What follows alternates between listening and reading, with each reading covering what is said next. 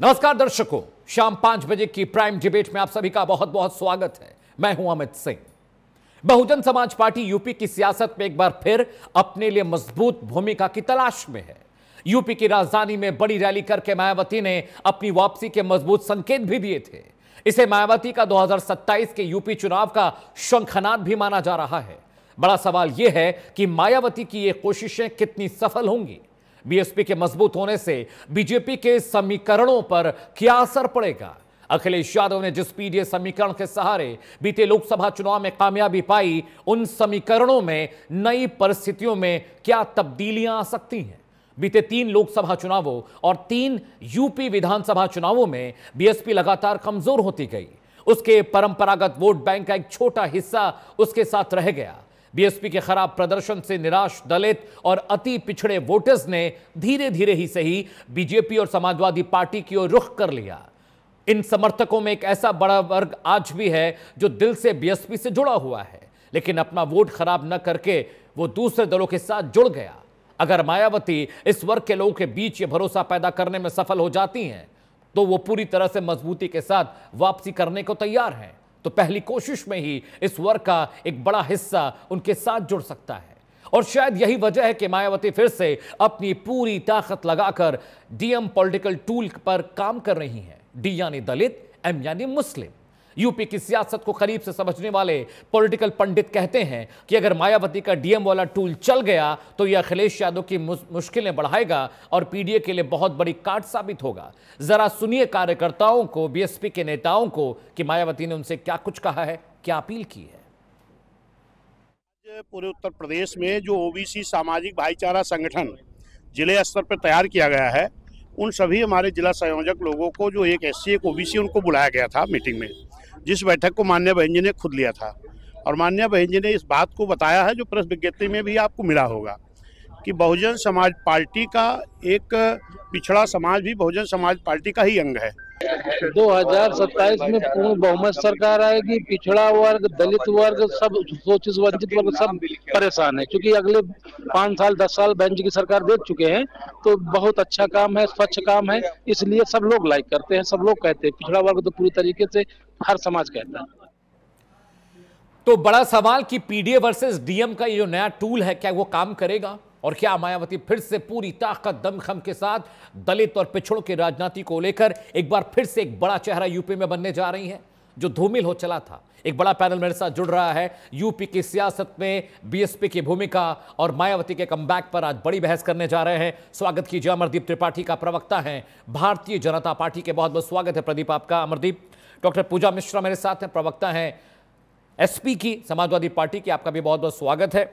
गौतम राणे सागर मेरे साथ हैं, अम्बेडकरवादी, आपका भी राणे साहब बहुत बहुत स्वागत है। और आलोक पांडे जी मेरे मित्र, राजनीतिक विश्लेषक हैं, डिबेट में जुड़े, बहुत बहुत स्वागत है आपका भी आलोक जी। सबसे पहला सवाल मैं बीजेपी प्रवक्ता से करूंगा, अमरदीप त्रिपाठी। पीडीए की काट के लिए डीएम यानी दलित मुस्लिम जो टूल है, उस पर अब मायावती काम कर रही हैं। मुस्लिम समाज को साथ आने के लिए कह रही हैं, दलित अति पिछड़ा पिछड़ों को कह रहे हैं कि साथ आइए, फिर से वही 15 साल वाली ताकत दिखाएंगे, एक साथ हो जाएंगे। और वो तमाम बड़ी पार्टियां जो सवर्णों के बूते राजनीति कर रही हैं, जो मुसलमानों के बूते राजनीति कर रही हैं, जो पिछड़ों के बूते राजनीति कर रही हैं, उनको सबक सिखाने का वक्त आ गया है। लेकिन बड़ा सवाल ये भी है कि आप लोग भी लगातार कोशिश कर रहे हैं दलितों पिछड़ों को अपने साथ लाने के लिए, क्योंकि 20-22% जो वोट बैंक यूपी में है वो बहुत अहम है। अमरदीप, खतरा लग रहा है क्या मायावती के कमबैक से आपको? देखिए अमित भाई, कहीं दूर दूर तक खतरा भारतीय जनता पार्टी को नहीं है, क्योंकि भारतीय जनता पार्टी किसी एक समाज, एक जाति को लेकर, एक मजहब को लेकर राजनीति नहीं कर रही है। उत्तर प्रदेश के अंदर हम सभी लोगों को, अगड़ा हो, पिछड़ा हो, दलित हो, ओबीसी हो, सबके साथ और सबके विकास की बात करते हैं। समावेशी विचारधारा को लेकर चलने का कार्य कर रहे हैं। हाँ, ये बात निश्चित रूप से पूरा उत्तर प्रदेश ने देखा है। बहन जी 4 बार उत्तर प्रदेश की मुख्यमंत्री रही और किसी एक समय में बहुत बड़ा बोलबाला था बसपा का, निश्चित रूप से। लेकिन कहीं न कहीं एक जाति पिछड़े दलित जातिगत राजनीति करने के तहत जो है एक समय दौर ऐसा आया कि आज जो है बहुजन समाज पार्टी अपने अस्तित्व की लड़ाई लड़ रही है। ये बहुत लंबा समय नहीं है मायावती जी का, बहुत कम समय में आप लोगों ने देखा 4 बार मुख्यमंत्री भी बनी, पीक सीजन भी आया और आज इतने गर्दिश में चली गई कि अपने अस्तित्व की लड़ाई लड़ रही है। और जिसकी लड़ाई लड़ रही है, चाहे वो मुस्लिम की बात कर लीजिए, चाहे आज दलित की बात कर लीजिए, उत्तर प्रदेश का दलित पूर्ण तरीके से भारतीय जनता पार्टी के साथ हमारे साथ जुड़ गया है। क्योंकि जिस प्रकार से 2017 से लेकर लगातार उत्तर प्रदेश में और 2014 के बाद केंद्र सरकार में, एनडीए की सरकार के बाद निरंतर उत्तर प्रदेश के अंदर जो दलित समाज के उत्थान के लिए भारतीय जनता पार्टी ने कार्य किया है, उनकी सुरक्षा को सुनिश्चित करने के लिए, उनको रोजगार को देने के लिए, उनके सम्मान को सुनिश्चित करने के लिए, तो कहीं ना कहीं बहुत मतलब गहराई से, बहुत मतलब फेविकोल की तरह एक जोड़ हो गया है भारतीय जनता पार्टी के साथ में दलित समाज का। और निश्चित रूप से जिस प्रकार से समाजवादी पार्टी ने मुस्लिम समाज को ठगने का कार्य किया था, निरंतर उनको वोट बैंक की राजनीति समझ के जो है उनको पंचर बनाने के लिए छोड़ तो दिया, उनके लिए कोई कार्य नहीं किया, लेकिन किसी न किसी तरीके से जो है जालीदार टोपी पहन के अखिलेश यादव जी अपने आप को मुस्लिम का शुभचिंतक बताते थे। लेकिन आज उत्तर प्रदेश का मुस्लिम समाज भी समझने लगा है कि अखिलेश यादव जी भी हमारे शुभचिंतक नहीं है और न बहन जी हैं। अगर कोई शुभचिंतक पार्टी है तो भारतीय जनता पार्टी है, और कहीं से दूर दूर तक हमको डर नहीं है, क्योंकि उत्तर प्रदेश की जनता हमारे साथ में है। ठीक है, मैं पूजा जी के पास जाऊँ। पूजा मिश्रा प्रवक्ता है समाजवादी पार्टी की। पूजा, मायावती तो खुलेआम कह रही है कि जो डीएम वाला टूल है वो पीडीए टूल की काट है, और पिछड़ा दलित और जिस तरह से अखिलेश यादव और आपकी पार्टी राजनीति करती रही है, पीडीए के भरोसे लोकसभा में बेहतर प्रदर्शन हुआ और इस बार भी बहुत कॉन्फिडेंट हैं विधानसभा चुनावों को लेकर आप और आपकी पार्टी। लेकिन मायावती के आने से ये दलित मुस्लिम वाला जो कॉम्बिनेशन है, पहले भी इसने नुकसान पहुंचाया बीजेपी को भी और आपकी पार्टी को भी, और अब तो मायावती बहुत मुखर हो गई हैं, रैलियां कर रही हैं, लगातार लोगों से संबोधन कर रही हैं, संवाद कर रही हैं। और आज लखनऊ में एक बहुत बड़ी मीटिंग हुई जहां पर बाकायदा एक प्रेस कॉन्फ्रेंस हुई और वहां पर बाकायदा एक डिटेलिंग मायावती ने की है कैसे आने वाले वक्त में अब बहुजन समाज पार्टी दलितों, पिछड़ों और मुस्लिमों को साथ लेकर आएगी और यूपी की सियासत में एक नई इबारत, एक नया चैप्टर लिखने की तैयारी है। पूजा मिश्रा, आपको नमस्कार। अमित जी, साथी प्रवक्ताओं को भी नमस्कार। सभी को तुलसी विवाह की हार्दिक शुभकामनाएं। अभी आपने कहा बसपा जो है मेहनत कर रही है, बिल्कुल फुल पेज में आ रही है। हम मानते हैं कि जो है मायावती फुल पेज में आ रही है तब रिपोर्ट कर रही है,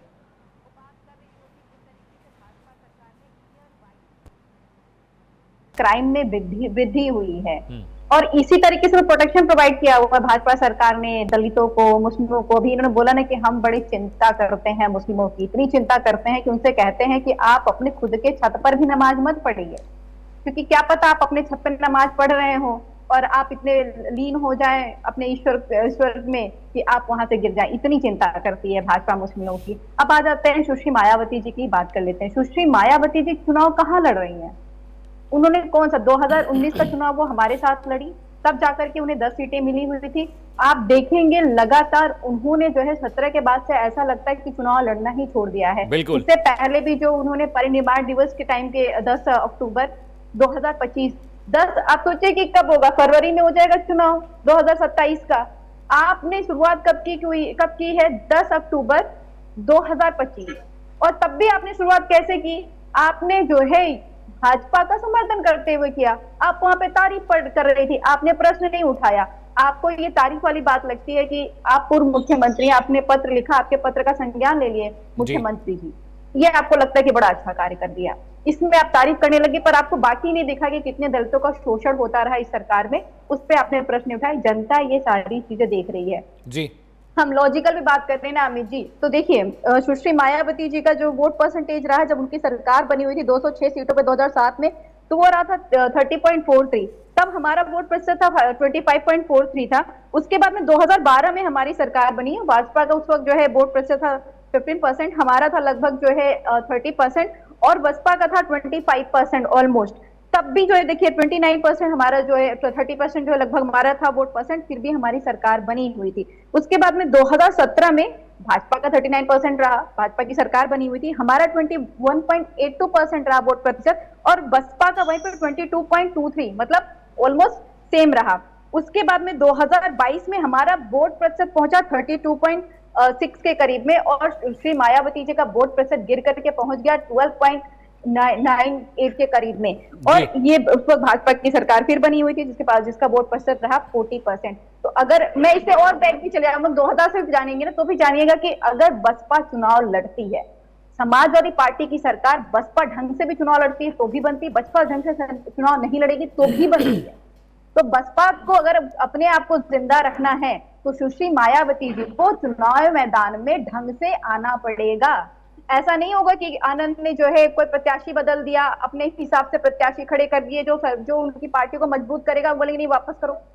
ऐसे कैसे हम आपको पार्टी से निकालते हैं? आपका कार्यभार है कि आप जो है बैठ करके बैक डोर से समर्थन करेंगे बीजेपी का। मुझे नहीं समझ में आता कि सुश्री मायावती जी से बीजेपी से क्या खौफ है। मुझे जवाब ले लेते हैं। गौतम राणे साहब मेरे साथ हैं। गौतम राणे जी, एक आरोप बहुत लगता है आपकी पार्टी पर, बसपा पर एक बहुत आरोप लगता है कि बीजेपी की बी टीम है। और अब देखिए पूजा मिश्रा भी कह रही हैं कि पता नहीं मायावती को बीजेपी से क्यों डर लगता है, जबकि जो पॉलिटिकल पंडित वो ये कहते हैं कि अगर डीएम समीकरण काम कर गया दलित मुस्लिम वाला तो सबसे अधिक नुकसान जो है समाजवादी पार्टी को होने वाला है। लेकिन पूजा मिश्रा एक अलग फॉर्मूले, एक अलग नैरेटिव के साथ इस बात को रख रही हैं कि उनको कोई नुकसान होने वाला नहीं, उनके वोट शेयर को कोई नुकसान नहीं होगा, उनकी सरकार तब भी बनती, सीटें तब भी उतनी आती, नुकसान बीजेपी को हुआ जो डेटा बता रहा है। लेकिन 2017 में जिस तरह से चुनाव लड़ा गया, 2017 में जिस तरह का नैरेटिव रहा, जिस तरह का वोट शेयर रहा, वो तो दिख रहा था कि बीजेपी ने दोनों का सुपड़ा साफ किया। क्या मायावती एक स्ट्रॉन्ग कमबैक कर रही है राणे साहब? तो जी आपकी ये बात का कि हम खंडन करेंगे कि हमारी पार्टी जी, हाँ ये सच है कि हमारी पार्टी बीएसपी हुआ करती थी, जिस बीएसपी को मान्यवर कांसीराम जी ने बनाया था और उसका फुल फॉर्म रखा था बहुजन समाज पार्टी। और अब जो बीएसपी बहन जी के हाथ में आ गई है तो उसका फुल फॉर्म बदल गया है बहन जी संपत्ति परियोजना। तो मेरा इस संपत्ति परियोजना से कोई बहुत लगाव नहीं। आजकल हम देख रहे हैं कि बहन जी जब कभी चरम पे हुआ करती थी तब मीडिया की जिह्वा पता नहीं क्यों छिल जाती थी उनका नाम लेने पे, उनकी पार्टी का नाम लेने पे। अब अवसान पे है तो इतना प्रिय क्यों लगने लगी ये नहीं समझ में आया। पहली बात तो ये कि ये भी नहीं हम कह सकते कि बहन जी के यहाँ आउटगोइंग है, आउटगोइंग कोई नहीं है तो मीडिया को वो मैनेज भी नहीं कर सकती। उनके यहाँ सिर्फ इनकमिंग है, तो ऐसी स्थिति में मैनेज कर पाना थोड़ा उनके लिए मुश्किल है। कहां से मैनेज हो रहा है वो आप लोग बेहतर समझते हैं। एक बात उभर करके आई थी स्पष्ट तौर पे, चूंकि अंबेडकर वाले होने के नाते हम वही बात कहेंगे जिस बात को बाबा साहब अंबेडकर ने बढ़ाया था, जिस बात को माननीय कांसीराम ने आगे बढ़ाया था। अब प्रश्न ये उठता है कि 9 अक्टूबर की रैली का जिसका बड़ा जिक्र हो रहा, उसी के बाद आप लोगों की सक्रियता बढ़ी। उस वक्त बहन जी ने एक जबरदस्त समर्थन किया योगी आदित्यनाथ जी का, और ये बात लेकर के समर्थन किया कि जो मेमोरियल बनाए गए हैं उसकी हिफाजत करने में योगी आदित्यनाथ जी का बड़ा रोल रहा है। अखिलेश शायद उसको हावड़ा लेकर के रोज सुबह वहीं तोड़ने चले जाते थे और तोड़ नहीं पाए, हार करके वो उन्होंने छोड़ दिया शायद जी। लेकिन उनको ये नहीं पता कि अगर बुद्धिज्म की ही बात करें, डॉक्टर अंबेडकर की विचारधारा की ही बात करें तो बुद्धिज्म का सबसे बड़ा क्षेत्र इस समय जापान है। और जापान से जब पूछा गया कि ये बताओ अगर युद्ध छिड़ जाता है, युद्ध छिड़ने पे आपके मार्ग में बुद्ध की सबसे बड़ी मूर्ति आ जाती है तो आप क्या करेंगे? वो आपको युद्ध जीतने में अवरोधक है। तो उन्होंने जवाब दिया बुद्ध की मूर्ति को मैं बम से उड़ा दूंगा और जब जीत को आऊंगा तो उससे बड़ी मूर्ति बना लूंगा। अब प्रश्न ये उठता है कि 4 मेडिकल कॉलेजेस थे जो स्पेशल कंपोनेंट प्रोग्राम के तहत, प्लान के तहत बनाए गए थे। उन 4 मेडिकल कॉलेजों में जो शेड्यूल कास्ट था उसको 72% रिजर्वेशन मिलता था, और उसमें जो एसटी थे उसको 2% रिजर्वेशन मिलता था, ओबीसी को 12% रिजर्वेशन मिलता था। इस वक्त इस गवर्नमेंट ने 400 सीटें हैं, जालौन, कन्नौज, अंबेडकर नगर, सहारनपुर। इस सरकार ने पूरी तरह से उस पे रिजर्वेशन की प्रतिबंध, रिजर्वेशन पॉलिसी को खत्म कर दिया और ये कहा गया कि 2006 में जो रिजर्वेशन पॉलिसी लागू थी कि 50% से ऊपर रिजर्वेशन नहीं हो पाएगा, वह अब वही उसी को पालन करेंगे, दूसरा अनुपालन नहीं करेंगे जी। मेरे ख्याल से बहन जी की जिह्वा छिल गई होगी, ये बात कहने में थक जाती है, बोलते बोलते आजकल थक जाती है। तो हो सकता है थक गई होंगी। ठीक है गौतम साहब। और ऐसी स्थिति में नहीं, अमित सिंह जी एक बात और स्पष्ट कर दे, आपको ये लगता है कि बहन जी ये पार्टी को बढ़ाने के लिए काम कर रही हैं? चूंकि मैं वहां से छिला गया हुआ आदमी हूं, छिला गया पूरी तरीके से। वो मीटिंगें इसलिए करती हैं, आपको कहता है भाईचारा वगैरह की कोई कमेटी, ये बताया जाता है बहाने से कि आप लिस्ट बना करके लाइए, सारे नंबर लेके आइए, वेरीफाई होंगे, और वहां जाकर के जो भी आपकी सूची बनी होती है सब कूड़ेदान में डाल दी जाती है। ये पूछा जाता है, ये बताओ जो पैसा देना था तुमने दिया कि नहीं दिया, और नहीं दिया तो हटा दिए जाएंगे। तो ये सिर्फ इसलिए मीटिंगें हुआ करती है। जी अमित सिंह जी। ठीक है राणा साहब, आप साथ रहिएगा। मैं आलोक पांडे जी के पास जा रहा हूं। आलोक, 2-3 बड़ी बातें हैं। एक तो मायावती और बीजेपी में क्या कोई अंदरूनी एक सेटिंग हुई है, एक समझौता हो गया? क्योंकि जिस तरह से उन्होंने बीजेपी सरकार की तारीफ की, योगी आदित्यनाथ साहब की तारीफ की, जिसका जिक्र गौतम राणे साहब भी कर ही रहे हैं, और बहुत दुखी है और बहुत उनका मन उदास है इस बात से कि वो कह रहे हैं कि जो बीएसपी काशीराम जी ने बनाई थी, मान्यवर काशीराम जी ने, अब वो नहीं रही, अब वो अलग काम कर रही है, अलग मशीनरी उसकी है। मैं आलोक जी समझना चाह रहा हूँ, यूपी की सियासत को बहुत करीब से समझते हैं, क्या मायावती कोशिश कर रही है कमबैक करने का, और क्या बीजेपी के साथ संभावनाएं आप देख रहे हैं आगे भविष्य में? देखिए, इसमें बहुत सारे नजरिए हैं और कई नजरिए, सपा की हमारी बहन ने नजरिया व्यक्त किया और फिर राणे जी ने अपना नजरिया व्यक्त किया। अलग अलग नजरिया है। मेरा नजरिया ये कहता है कि बहन जी अगर जरी होती, बहन जी अगर दबाव में होती, तो 2019 में सपा के साथ कैसे लोकसभा का चुनाव लड़ती? वो तो थर-थर कांप रही थी ना बीजेपी के साथ। बीजेपी के अच्छे दबाव में है। मायावती तो सुबह शाम तक बिल्कुल पसीने में भीगे रहती है, इतनी जड़ती है बीजेपी के साथ और चुनाव लड़ती है सपा के साथ। तो कोई एक लॉजिक तो होना चाहिए ना अमित भाई। इलॉजिकल बात का कितना आंसर करा जाए? बहन जी डर बीजेपी से रही है, चुनाव सपा से के साथ लड़ रही है। ये मतलब कोई सेंसफुल बात मेरी समझ में तो नहीं आती भाई। दूसरी बात, सपा के प्रवक्ता ने बड़ी खूबसूरती से 2024 का डाटा छुपा लिया। 24 के डाटा को भी बताना चाहिए लोकसभा चुनाव का, कि वो दलितों के वोट की वजह से क्या ऐतिहासिक विजय प्राप्त कर पाई। डाटा बहुत खेल रही थी, तो संपूर्ण डाटा खेले। ऐसे नहीं होता कि जो सही डाटा उसे गायब कर दे। सही डाटा ये है कि संविधान बचाओ के नारे को जो दिया इंडिया गठबंधन ने, उससे दलितों को लगा कि उनका आरक्षण छीन लिया जाएगा। इस भ्रांति को बढ़ावा दिया और इस डर की वजह से दलितों ने उत्तर प्रदेश में और भारत के कुछ हिस्सों पे इंडिया गठबंधन को और मूलतः उत्तर प्रदेश में समाजवादी पार्टी को वोट दिया, और इसी वोट की वजह से वो ऐतिहासिक विजय प्राप्त कर पाए। तो दलितों का वो वोट है जिसकी वजह से समाजवादी पार्टी ऐतिहासिक विजय पर है। वरना याद करिए वो आजम खान का बयान, कहते थे बी आर अम्बेडकर के लिए कि जिस पार्क में वो खड़ा है बी आर अम्बेडकर के लिए, वो तो छोड़ो, वो ऐसे उंगली किए रहता है कि अगला वाला पार्क भी मेरा। ये है समाजवादी पार्टी का चिंतन और चरित्र बी आर अम्बेडकर के लिए। वही है ना आजम खान जो समाजवादी पार्टी के संस्थापक हैं, जो सीएम की इक्विवेलेंट माने जाते थे। तो गौतम राणे जी को यह भी सोचना चाहिए कि समाजवादी पार्टी का जो चरित्र है वो बी आर अम्बेडकर को गुंडा कहते, भूमाफिया कहते। ये है समाजवादी पार्टी का चरित्र। और क्योंकि उन्हें वोट मिला है 2024 में, इसके लिए पीडीए में दलित भाईचारा याद आ रहा है। और एक बात आपको बता दूं तथ्यों के रूप में भाई, जो डीएम फार्मूला है वो 40% है, और जो मुस्लिम और यादव फार्मूला है वो 30% है, 30-32% है। तो 32 बनाम 40 की जब लड़ाई होगी तो उसमें निश्चित बात है वेस्टर्न उत्तर प्रदेश में DM formula Bharatiya Janata party का सुपड़ा साफ कर सकते। देखिए समाजवादी पार्टी के पास आखिरी बात एक और कहूंगा, समाजवादी पार्टी को मुसलमानों ने जिन्ना के बाद सबसे ज्यादा वोट दिया, सबसे ज्यादा 80, 85, 87, 89% तक, बहुत जगहों पर 92% तक।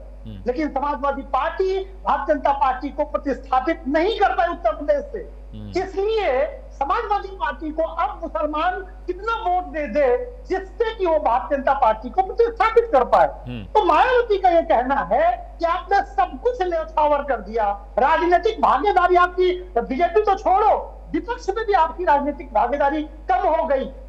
ये सेकुलर दलों ने आपको वोट सीट देना कम कर दिया, आपको चुनाव में जाने की परसेंटेज कम कर दिया, लोकसभा में न्यूनतम परसेंटेज है रिप्रेजेंटेशन है मुसलमानों का। अब तो कम से कम ये भरोसा बंद करो समाजवादी पार्टी के ऊपर कि वो बीजेपी को हरा सकती है। मुझे नहीं लगता कि मायावती सर्वाइव करेंगे या नहीं करेंगी, लेकिन ये सच है कि जो ये नैरेटिव मायावती ने चला है, इसका असर निश्चित तौर पर उत्तर प्रदेश के मुसलमानों के अंदर और दलितों के अंदर आएगा। और दलित मुस्लिम जो गठजोड़ है, इसमें गांव देहात और शहर लेवल पर कोई मत भिन्नता नहीं है, जितना कि दलित और यादव के बीच में मत भिन्नता आपको ग्रामीण लेवल पर मिलेगी। इसलिए दिया में सहज फार्मूला है, लेकिन अभी उत्तर प्रदेश की जनता तय करेगी कि वो पीडीए के साथ जाती है या मायावती के डीएम फार्मूले के साथ। ठीक है अमरदीप, एक बहुत इंपॉर्टेंट फैक्टर है, आलोक पांडे जी ने इसका जिक्र किया कि पहले जब उन्होंने योगी आदित्यनाथ का नाम लिया, सीएम साहब का नाम लिया, तो लगा कि बीजेपी और समाज और बीएसपी में कुछ न कुछ एक अग्रीमेंट हुआ है। आजम खान भी जब वापस आए तो समाजवादी पार्टी से कटे कटे इतर दिखाई दिए। तमाम पार्टियों के नेताओं ने उनसे मुलाकात की, अखिलेश बाबू मिलने ज़रूर गए, लेकिन उनकी बातचीत में उनके हाव भाव में ये लग रहा था कि समाजवादी पार्टी के नेताओं से वो नाराज़ हैं। खबर ये भी आई क्या आजम खान साहब समाजवादी पार्टी छोड़कर बीएसपी का रुख कर रहे हैं। खबर ये भी आई कि बीजेपी से लगातार अंदर खाने पर्दे के पीछे बातचीत चल रही है। तो जो कनेक्ट था, जो नेताजी के रहते वक्त जो कनेक्ट था आजम खान साहब का और समाजवादी पार्टी के अंदर, वो कनेक्ट बिल्कुल दिखाई नहीं दिया। अखिलेश यादव भले वहाँ मिलने गए और तमाम नेता वहाँ गए, लेकिन वो कनेक्ट नहीं दिखाई दिया। उनकी आंखों में वो दुख, वो तकलीफ दिख रही थी।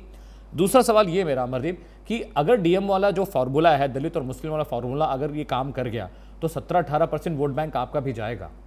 उसको कैसे फाइट करेंगे आप? क्योंकि पीडीए ऑलरेडी नुकसान पहुंचा रहा है आपको, लेकिन अगर डीएम फार्मूला काम कर गया तो 17-18% नुकसान तो आपका होना ही होना है यूपी में। आलोक भाई बिल्कुल वाजिब बात कह रहे हैं, नुकसान होगा आपका भी।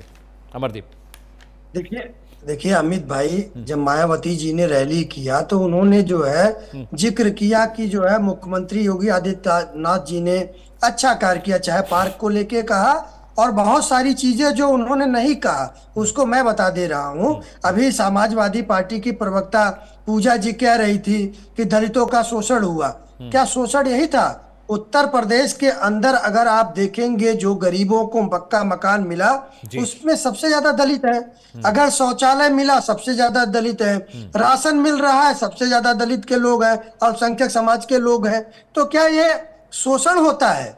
समाजवादी पार्टी ने कितना जो है दलित समाज के लोगों को जो है मकान देने का कार्य किया, कितना शौचालय देने का कार्य किया, कितना रोजगार देने का कार्य किया, डॉक्यूमेंटेड है। 2012 से लेके 2017 तक अखिलेश यादव जी उत्तर प्रदेश के मुख्यमंत्री थे। उस समय उत्तर प्रदेश में रजिस्टर्ड है, डॉक्यूमेंट्री है कि सबसे ज्यादा अगर अत्याचार अपराध हुआ तो दलितों पर हुआ। ये दलितों की मसीहा है। मायावती जी के साथ में गेस्ट हाउस कांड याद दिलाऊं पूजा मिश्रा जी को। क्या मायावती जी दलित बेटी नहीं थी? उस समय कहां चला गया था इनका जो दलित प्रेम था?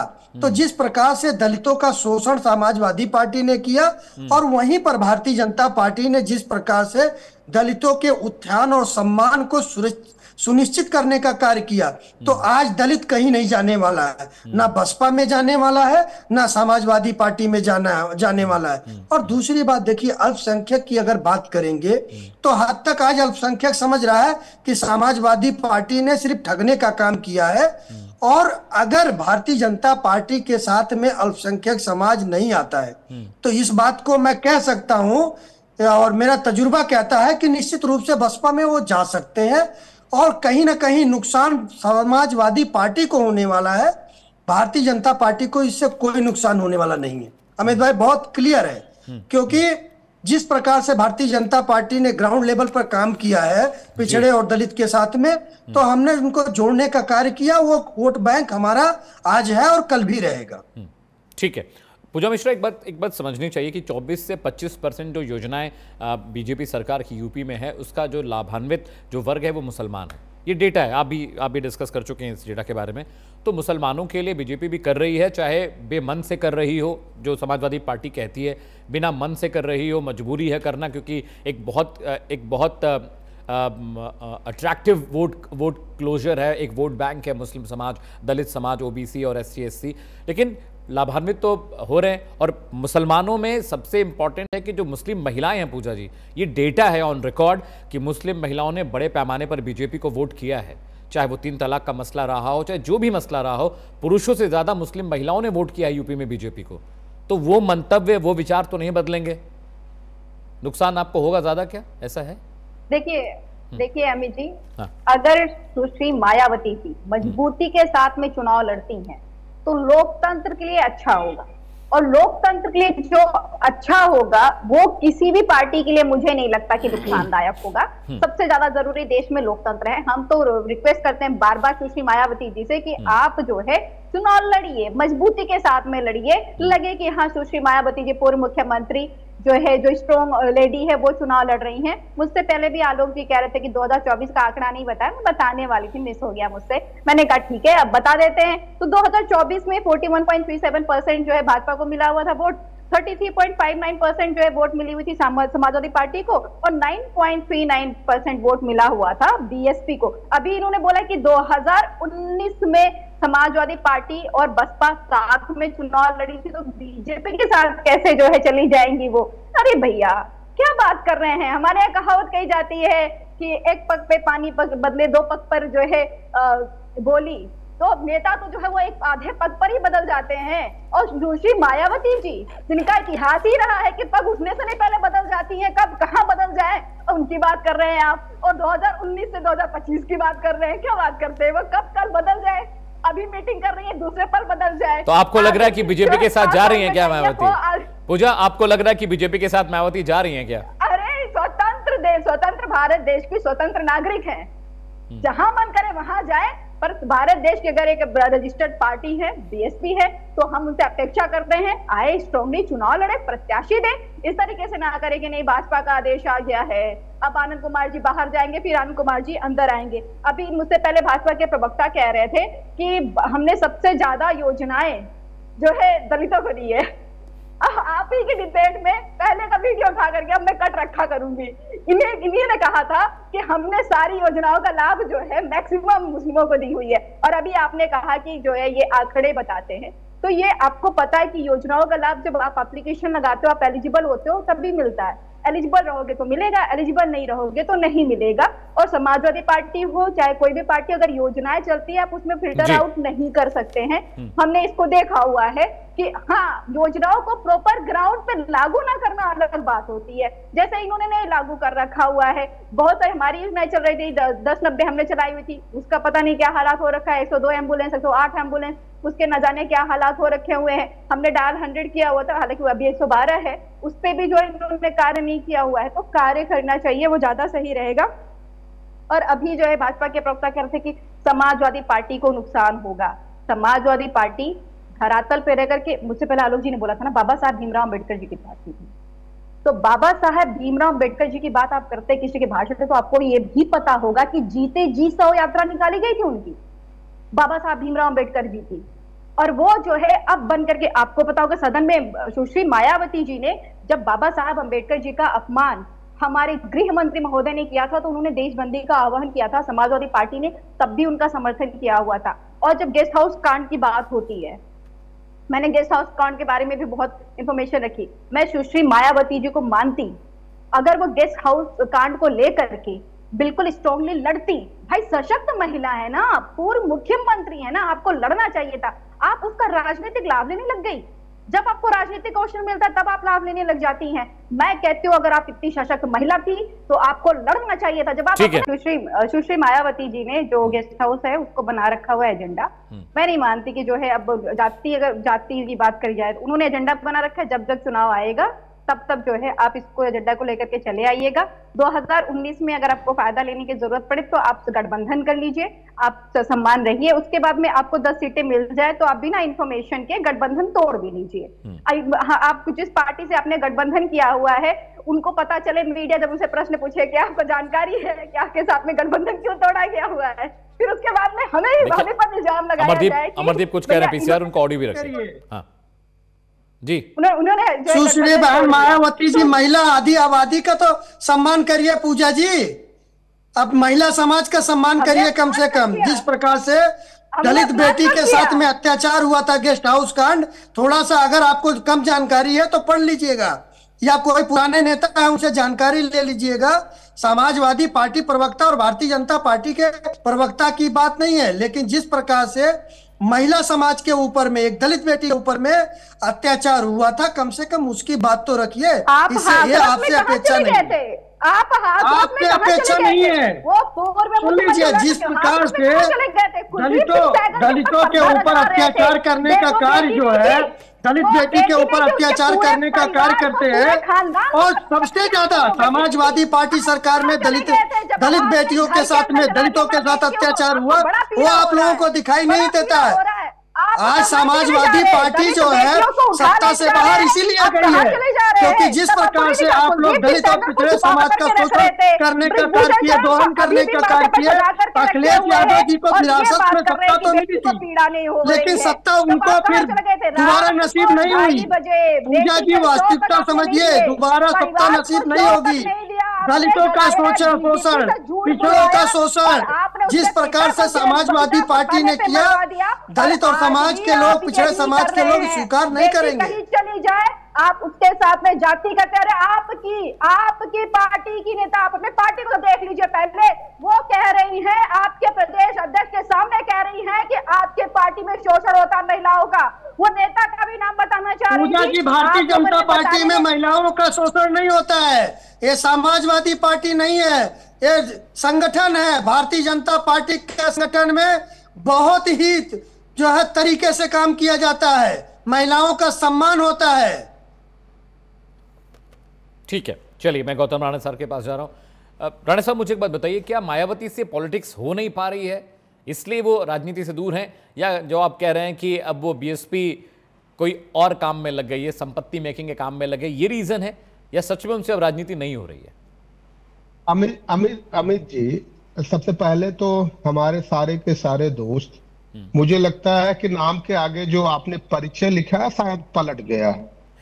अमरदीप त्रिपाठी को आपने भाजपा प्रवक्ता लिख दिया है और आलोक पांडे जी को आपने राजनीतिक विश्लेषक कर दिया है। इसको थोड़ा बदल दीजिए, मेरे ख्याल से एक दूसरे से एक वर्षा कर दीजिए, ज्यादा बेहतर रहेगा। ठीक है। और ये तो बताए ही नहीं लोग कि हम प्रत्यक्ष गवाह है। 2 जून 1995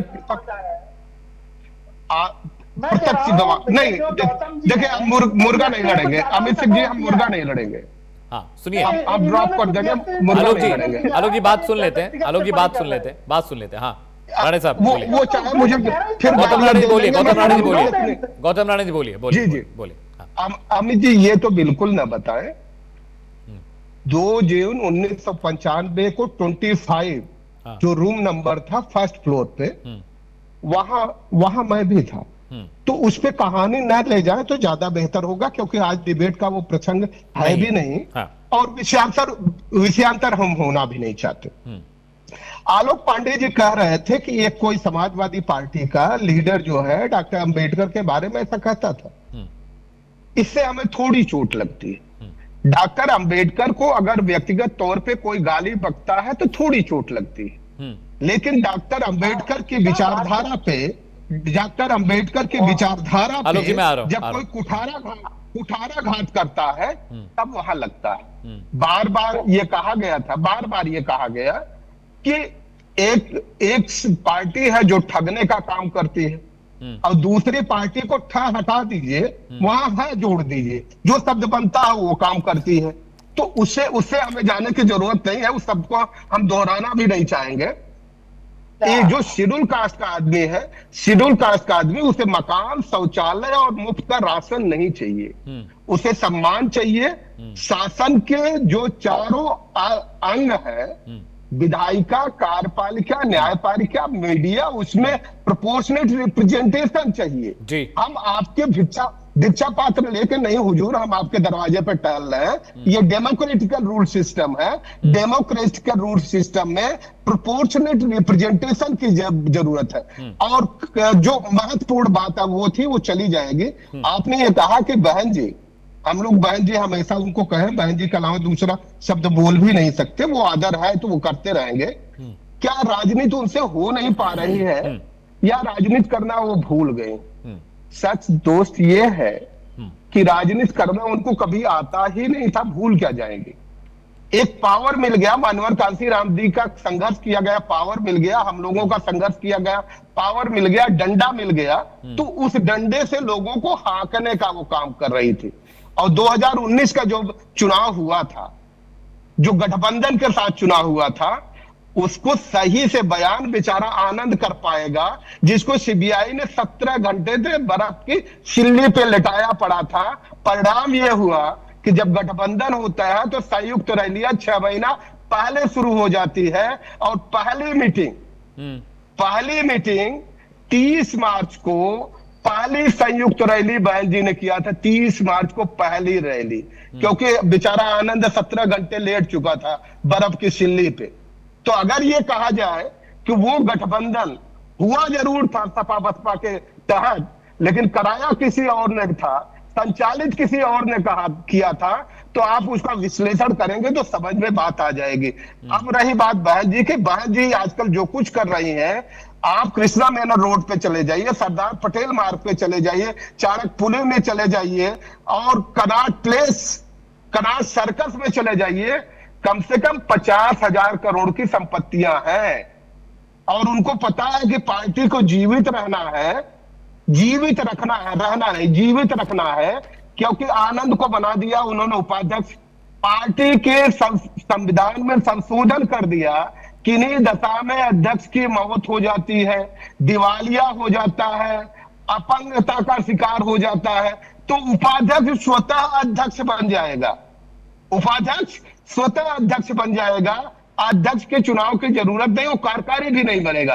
तो वो सिर्फ इन संपत्तियों को बचाए रखने के लिए पार्टी को जीवित रखना चाहती है, क्योंकि अगर पार्टी को और लोगों को लेके आएंगी, वाकई तौर पे राजनीति करेंगी, कोई तेज तर्रार व्यक्ति आ गया, अम्बेडकरवादी व्यक्ति आ गया, तो न आनंद का पता लगेगा, न आकाश का पता लगेगा किस पाताल में गए, तो पार्टी शायद उसके कब्जे में आ जाएगी कि ये संपत्तियां पार्टी के नाम पे है, वहां न चली जाए, इसलिए सारा गुड़ागड़ित हो रहा है। जी अमित जी। ठीक है, आलोक पांडे, क्या Mayawati she is not a good political student? आपको लगता है कि उनको राजनीति नहीं आती है? जो नैरेटिव गौतम राणे बता रहे हैं कि ये प्रॉपर्टी का मामला है, ये शक्ति का मामला है, पार्टी पर एक छत्र राज का मामला है, और जो कृष्णा मेनन मार्ग, कनॉट प्लेस और तमाम इलाके ये बता रहे हैं, इसके अलावा लखनऊ में भी बहुत सारी प्रॉपर्टीज़ हैं, इसके अलावा वाराणसी और तमाम जगहों पर हैं, वो तो अलग विषय है।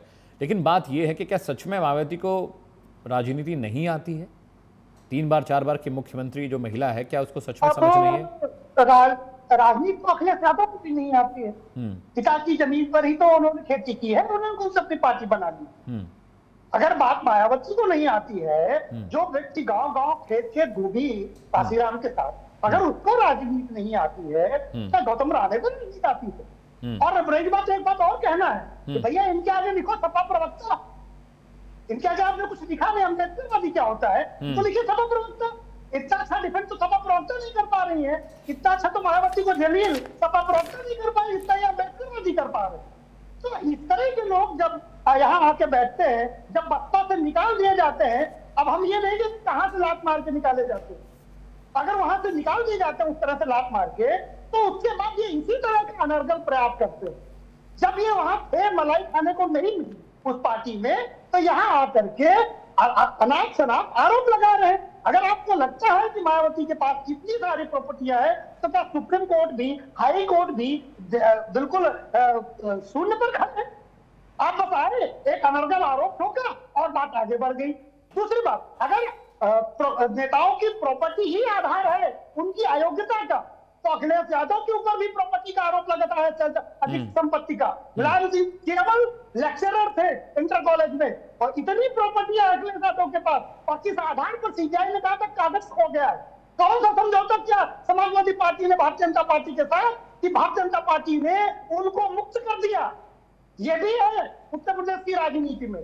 तो नेता सब मिले हुए हैं लोकतांत्रिक व्यवस्था का रिस्पेक्ट के नाम पर, लोकतांत्रिक व्यवस्था का आदर करने के नाम पर, ठग तो सभी रहे हैं। हमारे पास चॉइस ये है कि कम ठग वाले को चुने या ज्यादा ठग वाले को चुने, वरना सामाजिक न्याय के नाम पर लोग हेलीकॉप्टर में घूमते हैं, पिताजी लेक्चरर होते हैं, अरबों करोड़ों की जमीन बना लेते हैं।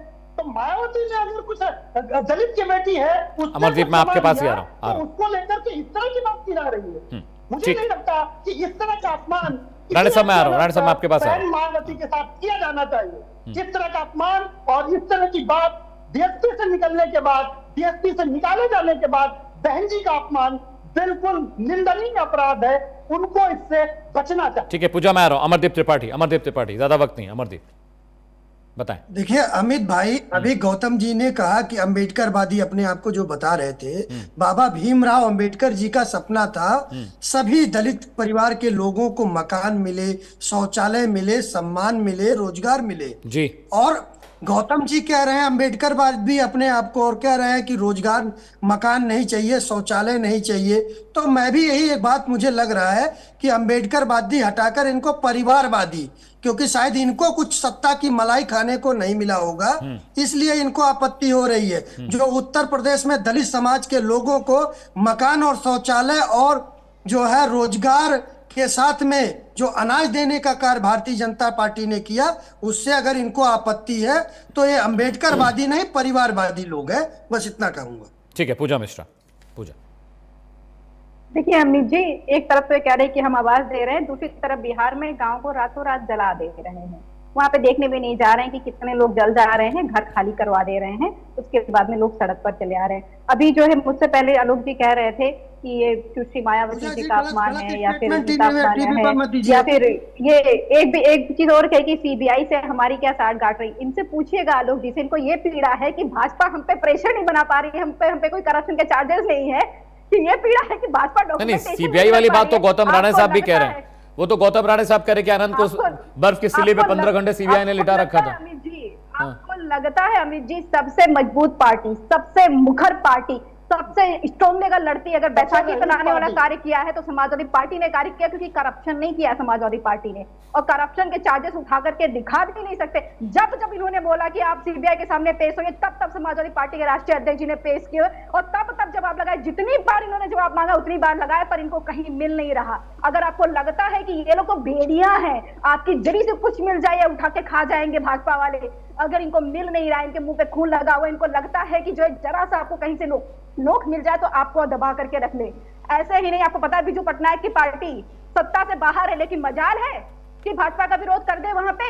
इससे पहले सरकार में रहे, विपक्ष में बैठ नहीं पा रहे ढंग से। तो आप सोचिए, आपको येदियुरप्पा ध्यान है ना, येदियुरप्पा इनसे अलग होकर के चुनाव लड़ना चाहे, फिर येदियुरप्पा इनके दबाव में आकर के फिर नीचे चले आए, और आपको लगता है कि समाजवादी पार्टी साठ गांठ कर रखी है। मुझे लगता है कि नहीं करेंगे, लेकिन करप्शन वाले करने वाली कांग्रेस के गोद में जाके बैठेंगे, बिहार में जाके चारा चोरी करने वाले पार्टी के गोद में बैठेंगे, चारा चोरी करने वाली पार्टी के गोद में बैठने वाली समाजवादी पार्टी, करप्शन के मसीहा कांग्रेस के गोद में बैठने वाली समाजवादी पार्टी। आप अपना इतिहास चेक करिए, डॉक्टर पूजा मिश्रा गिरावान में चेक करिए, गिरावान में चेक करने का कार्य करिए, करप्शन की दुहाई मत दीजिए, इतना 7 बनिए। अगर इतने 7 अखिलेश यादव और समाजवादी पार्टी होती तो लालू परिवार के गोद में जाकर बिहार में नहीं बैठती, कांग्रेस के गोद में बैठती नहीं, जो पूरे देश को करप्शन में लिप्त करवाया। कांग्रेस ने पूरे देश को लूटने का कार्य किया और उसके गोद में बैठने वाली समाजवादी पार्टी दूध की धुली नहीं हो सकती है।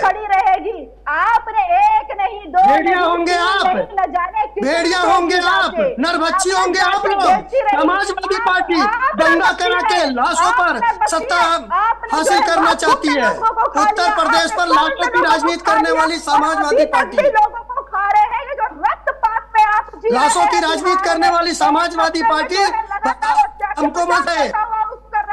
पहले आप लोग अपने गृहवान में झांक के देखिए, जिस प्रकार से लूट साइकिल पथ जो आप लोगों ने बनाया उसमें लूट किया। आइए देखिए ना लखनऊ में कौन सा साइकिल पथ बना है, कितने साइकिल चलते हैं। भूल गए आप लोग इंदिरा डैम, आप भूल गए इंदिरा डैम, कितना बड़ा करप्शन समाजवादी पार्टी ने किया है।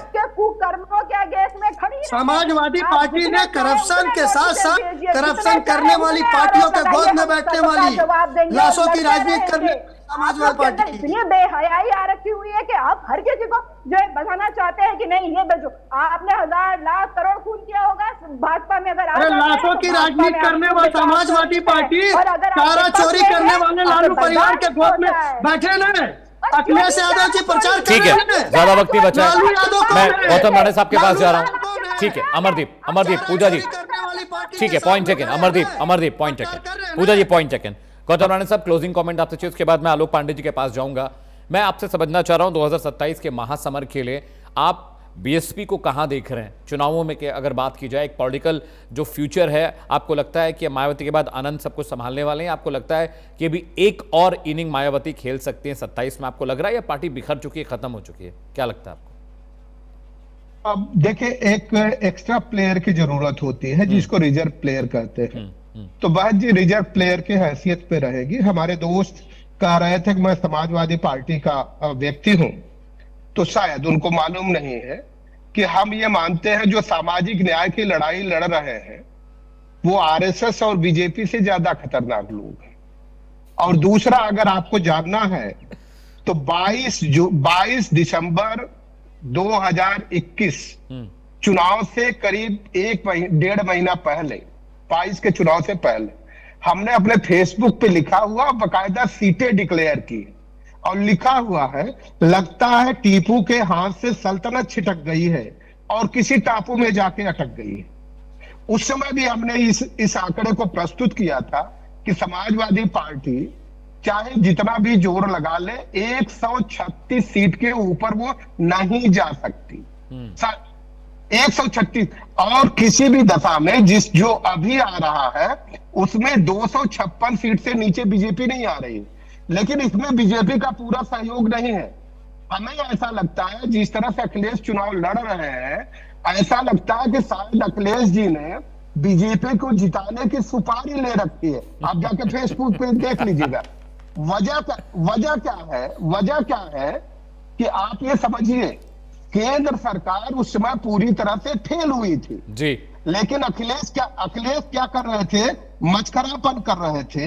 ये मस्करापन कर रहे थे, गुल्लू को ले जाना, हम योगी का टिकट करा दिए, गोरखपुर जाएगा। What A nonsense was being that time. भाई, आप वो एक्स चीफ मिनिस्टर है, गोरखपुर जाएगा या लखनऊ रहेगा, दिल्ली रहेगा, आप कौन होते हैं डिसाइड करने वाले? तो ये जो मस्करापन शुरू हुआ था, वहां से डिसाइड हो गया था कि शायद अखिलेश जी ने बीजेपी को 2022 का चुनाव जिताने ठीक है। राणा साहब, वक्त नहीं, लास्ट आखिरी 1 मिनट बचा हुआ है मेरे पास। बहुत बहुत शुक्रिया। Alok Pandey, closing comment for UP election 2027, आपको क्या दिखता है? 7 सेकंड का भरपूर प्रयोग करूंगा ये सफाई देते बगैर कि मैं भाजपा का प्रवक्ता नहीं। पहली बात, 2027 में जो टीएम प्रोजेक्ट है, अगर ये एक्टिव होता है तो निश्चित बात है राजनीतिक दलों के समीकरण बिगड़ेंगे और वो सपा के भी बिगड़ेंगे और वो भाजपा के भी बिगड़ेंगे। देखना यह है कि हाथी खड़ा होता है तो सपा का बिगड़ेगा, हाथी दौड़ेगा तो दोनों का बिगड़ेगा। और हाथी बैठ गया तो? और हाथी बैठ गया तो? हाथी बैठ गया तो सपा सरकार बनेगी। हाथी न पूछ हिला रहा है, न कान हिला रहा है, न पैर हिला रहा है, न सांस ले रहा है। बहुत बहुत शुक्रिया इस डिबेट में शामिल होने के लिए। अमरदीप त्रिपाठी, बहुत बहुत शुक्रिया। पूजा जी, आपका भी बहुत बहुत शुक्रिया। गौतम राणा साहब, बहुत बहुत शुक्रिया, आप डिबेट में आए। Alok Pandey, thank you so much for joining on the show.